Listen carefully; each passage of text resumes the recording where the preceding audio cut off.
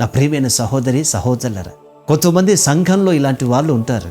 వారి ఉద్యోగాన్ని బట్టి వాళ్ళు తగ్గించుకోలేరు, వారికున్న ధనాన్ని బట్టి వాళ్ళు తగ్గించుకోలేరు, వారికున్న పలుకుబడిని బట్టి వాళ్ళు తగ్గించుకోలేరు, స్టేటస్ని బట్టి తగ్గించుకోలేరు, వారికున్న అందాన్ని బట్టి వాళ్ళు తగ్గించుకోలేరు. దేవుని ఎదుట మాత్రం పిల్లలము అనేటువంటి సంగతిని మర్చిపోతున్నారు చాలామంది. నీ స్టేటస్, నీ ఉద్యోగం, నీ డబ్బులు, నీ వెనకాల పలుకుబడి ఈ లోకంలో చెల్లుబాటు కావచ్చేమో కానీ దేవుని దగ్గర మాత్రం చెల్లుబాటు కావు. తగ్గింపు ఉండాలండి. పిల్లల కొరకు ప్రార్థన చేయడానికి తగ్గింపు ఉండాలి.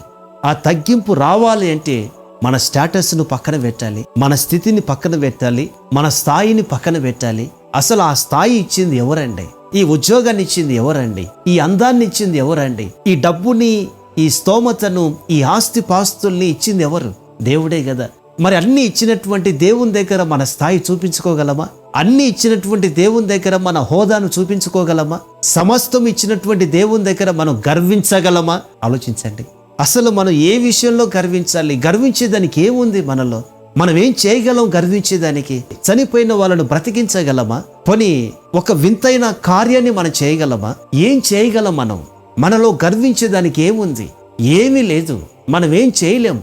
అన్నీ చేసేది దేవుడే. ఈరోజు మనం తింటున్న ఆహారమైనా, కట్టుకుంటున్న వస్త్రాలైనా, నివసిస్తున్న ఇల్లైనా, సంపాదిస్తున్నటువంటి ధనమైనా అంతా దేవుని ద్వారా వచ్చింది. ఆయన ఇవ్వకపోతే, ఆయన చేయకపోతే, ఆయన తినమని మనకు ఇవ్వకపోతే ఒక ముద్ద కూడా నోట్లోకి వెళ్ళదండి. ప్లేట్లో పెట్టుకున్న అన్నం తినాలన్న దేవుని దయ ఉండాలి.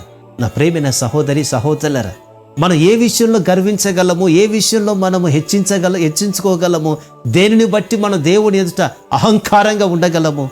మన స్థాయి, మన డబ్బులు, మన స్థితి, మన పలుకుబడి, మన ఉద్యోగాలు, మన ఆస్తి పాస్తులు ఇవన్నీ దేవుని ఎదుట పనికిరావు.